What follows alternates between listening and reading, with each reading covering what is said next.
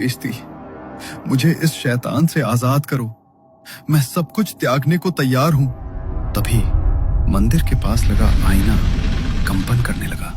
नकुल ने आईने में अपनी परछाई देखी, लेकिन उसके पीछे वही काला कैमरा दिख रहा था।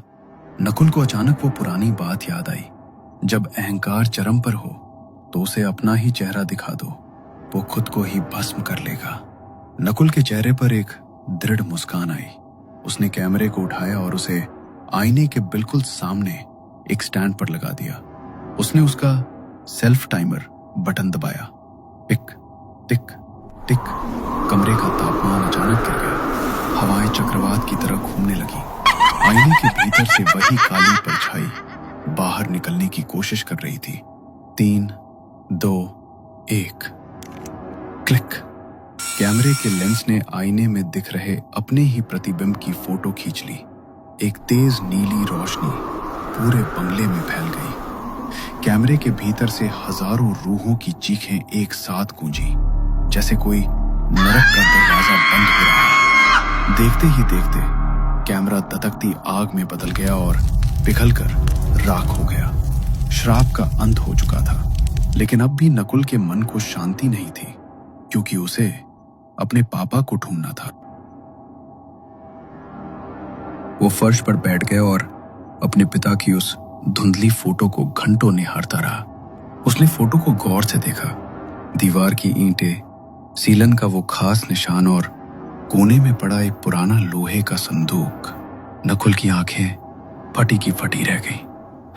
पापा कहीं बाहर नहीं, बल्कि इसी घर के बेसमेंट में है।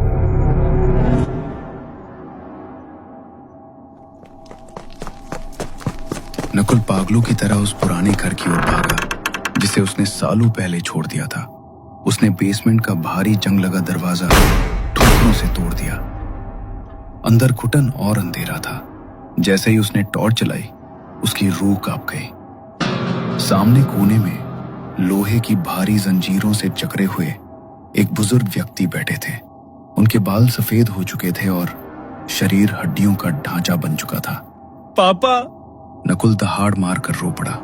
उसने पत्थर उठाकर जंजीरों के ताले तोड़ दिए।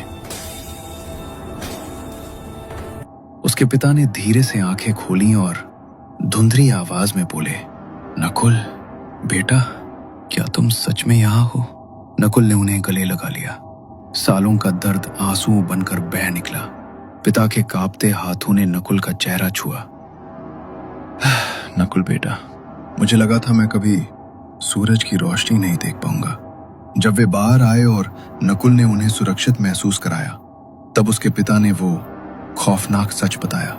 सुमित्रा ने मुझसे प्यार नहीं, बल्कि सिर्फ संपत्ति के लिए शादी की थी। उसने धोखे से नशीली दवाएं पिलाकर मेरे अंगूठे के निशान वसीयत पर ले लिए। जब मेरा काम खत्म हो गया तो उसने सबको कह दिया कि मैं मर चुका हूं और मुझे उस तहखाने में कैद कर दिया। वो चाहती तो मुझे मार सकती थी, पर वो चाहती थी कि मैं दिल दिल कर मरूं। अपनी पापा की कहानी सुनकर नकुल की आंखों में आंसू आ गए। उसने उन्हें गले लगा लिया। कैमरा जा चुका था। श्राप खत्म हो चुका था।